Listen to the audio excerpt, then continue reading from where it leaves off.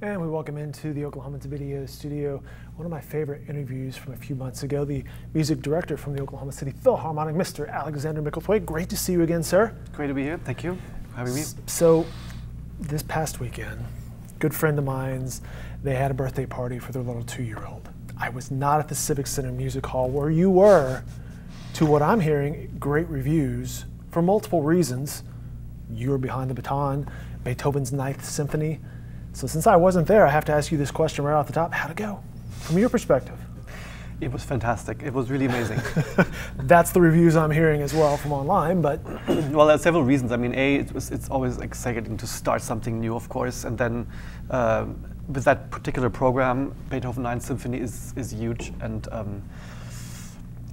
so it's great to have that particular work with a chorus of 200 people. I was about to say 200. The stage was full. It was packed. You had musicians, you had vocalists, you had a full cast in front of you. 300 or something on the stage.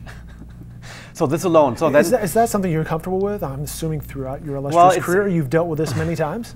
It is very exciting. Although if you think about it, you have to with those gestures, with the hand gestures, you have to coordinate like literally people that are 40 feet away and get them together, which is, I mean, this was, I think, the biggest course I've ever conducted in my life. It was huge. So this is like full-on conducting at this point. And then the other thing is, so what was very exciting for me is that, like, during Beethoven's time, the strings were set up in a way like that the first violins, the first and second violins, right? And the first violins were on one side, the second violins were on the other side. That's not the setup now, though, because you got was not the setup in the past, but I did this. Oh, you did the same for that concert. So that you have the stereo effect. So he had like really boom, boom, like going back and forth, and then the cello and the violas back there. And I mean, I had never really done it this way, and they hadn't done it either. But it was this amazing feeling. It's like when you're an architect and suddenly you put everything in the right place and the whole structure, you know? You're hearing it build in front of you. Like the way it was supposed to be built. Why has it changed over the years? Because it's easier. Like when the first and the second violins sit together, it's easier for them to hear each other. So they're kind of playing on their own. It's like, what are they doing? So they have to trust me. I'm like, it's okay, it's fine. I got this. Just go. I got it. Well, I saw you on social media thanking Mr. Ludwig, Mr. Beethoven. Yeah, I was like, yesterday evening, I was like, gosh, I mean, because everyone was like, Alexander's so great. It was like, God, I didn't really do it. I mean, he composed the work.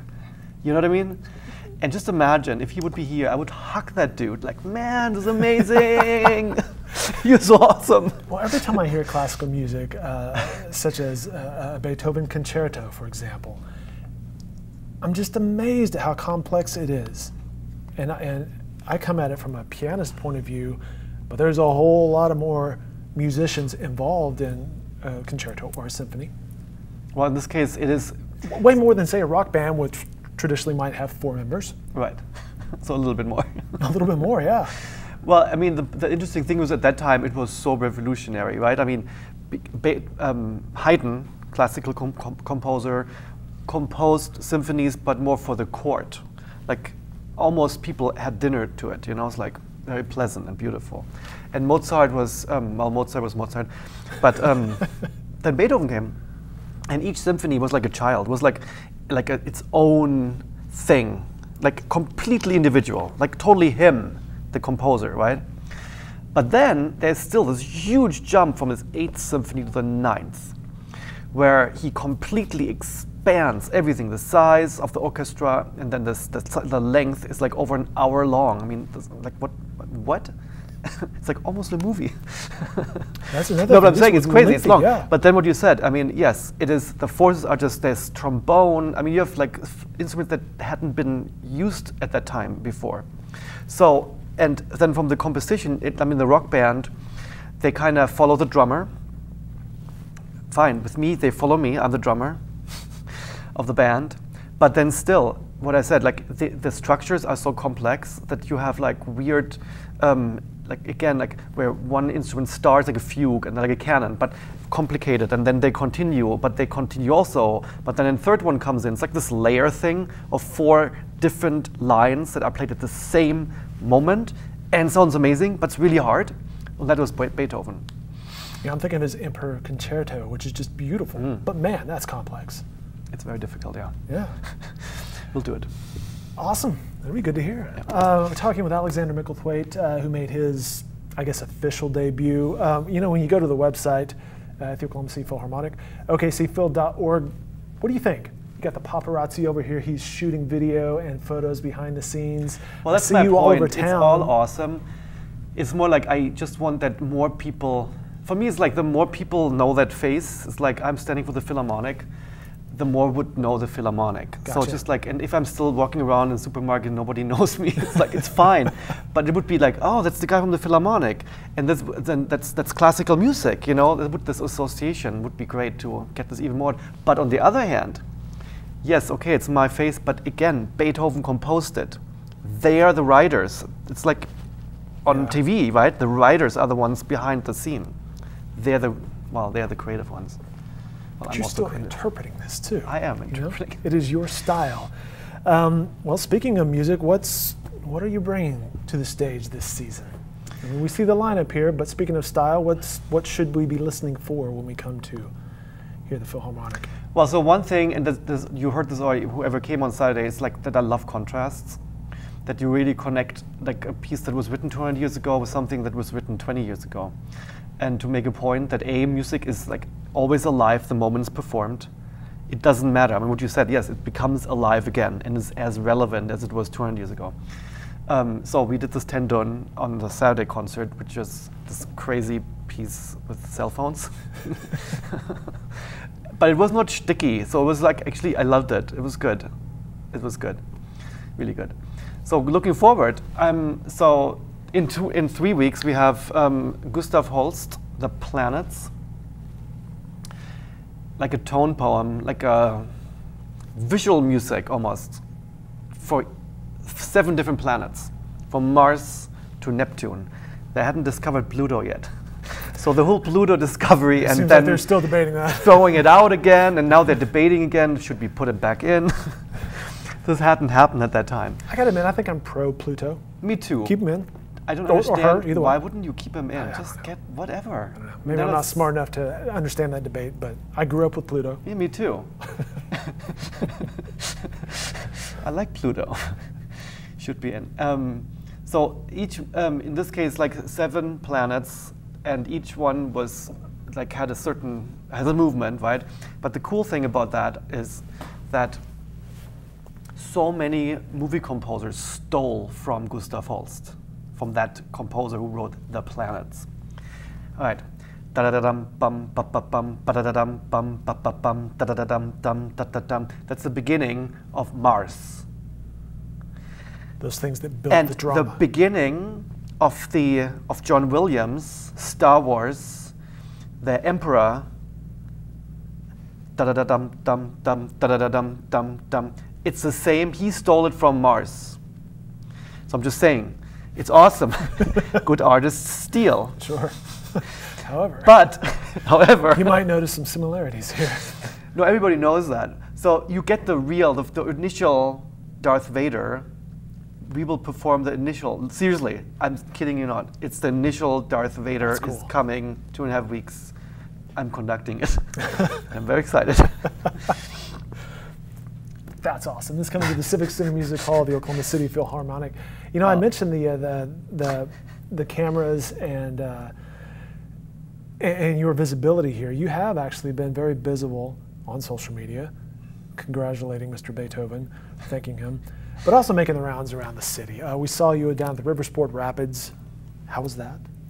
Well, you know, I love really jumping into a new community, and it hasn't happened too often actually, yet. It's like and that's what you said the last time we spoke a few months ago. You're like, I'm looking forward to diving into the community. This is really the beginning. I mean, there's so many exciting things. So next week I'm going to Factory Obscura with Ulysses. He'll follow me. Anyway, so yeah, the Whitewater was, to be honest, I mean, my kids were there in the boat with me, and I didn't know what to expect. I hadn't really done it before, and I was a little nervous. Yeah. I feel like an idiot, but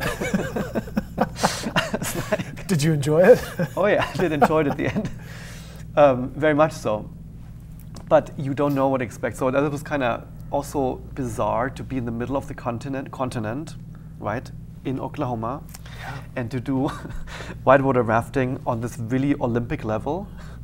In an urban setting. In an You're looking urban at the setting, skyline right over there. completely You're like in the middle of the country. unbelievable, right? And then, of course, that you have the Olympic thing for the rowers down there. And the German, the executive director told me the German Olympic team's coming always. I hope to meet them one day. Cool. In Oklahoma, rowing. They're behinds off, so. And then you also instructed our Oklahoma City Energy FC on how to play football. Yes, I mean, they're actually, great. What do you call it? Do you soccer in Fußball. Germany? Fußball. Fußball. Okay. Yeah. Well, I mean, they're great, of course, but I thought, guys, they need some guidance. So I just showed them how to kick the ball, basically.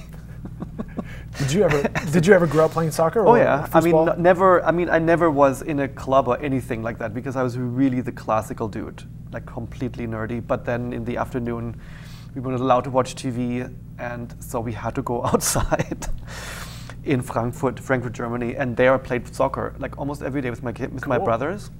So I kind of know.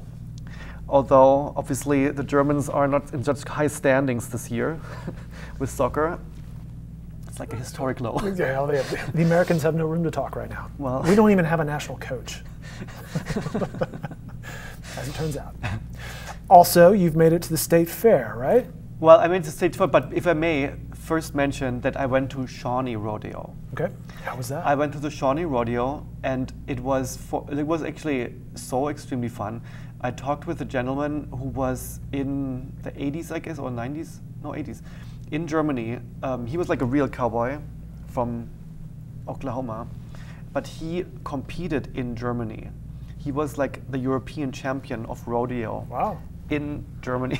What are the odds? What are the odds, running into right? that guy in Shawnee? Yeah, exactly. So we talked a little bit German, and it was weird, like cultures coming together. But this is always the fun thing, I feel like, what I do, because with music doesn't really have obviously words, and it is this bizarre thing that when you sing a melody, and it doesn't matter what color you are, race, you feel. I mean, that's the magic of music, It's right? the It beauty connects. of music. You're right. So this is also why I love doing this, just to connect, being what I do all the time, just being it myself, connecting, and bringing people together. Anyway, so that was the Shawnee thing. And the state fair, yes, there will be a video soon out with me kind of like petting the really large horses. The really large horses, where you think it's like the dinosaurs' time or something. It's like, come on, do you want some sugar? Anyway, it's really funny. Well, speaking of feeding the horses, I guess I have to ask, did you eat while you were at the fair, or was this before the Midway was really cranking? Well, that's a good point. I should have. Although I went to Cattleman's last week. Can't go wrong with that. For the first time with my new buddy, DG Smalling. You might know him. Yep. He has this kind of burger that he calls the heart attack burger, some special thing. Like I had to you eat. Americans. Gosh, it was really fun. So yes. Well, it's nice to see you embracing the community, and I'm sure the community is embracing you as Oh, well. yeah. I mean, again, it's really just the beginning. There's so much to see. I went to the book signing of Sam Anderson's book Boomtown, and like read through it like crazy, and just even there to get all the different angles of Oklahoma. Now, what an internationally fascinating place it is amazing. I'm sure every place you go has that thread of this decade, which is amazing, and then ours is being chronicled a little bit more these days for whatever reason. But I'm sure it's fascinating everywhere you go to kind of dive in and learn something. But it's definitely unique here. I love it. All Cool. right. Good stuff, good stuff. I have to ask one thing perhaps in closing. These scooters that are hopping around downtown, are you a scooter aficionado? Are you good at the scooters? I personally have not tried the scooters, and it could end badly if I did. Okay, now the next time I see you, I will give you a full report. Okay. Because I haven't used them yet. Okay. But they look very German. I see your next video. Yeah. That's a great idea. Right? Thank you. Absolutely. We'll do the scooter thing. He's Alexander Mickelthwate, ladies and gentlemen. He's fantastic. You can catch him with the Oklahoma City Philharmonic and, frankly, probably all over town. But you can see the schedule, ticket information, and more at okcphil.org. Sir, congratulations on the fantastic start, and as always, thank you for your time. Thank you very much. Okay.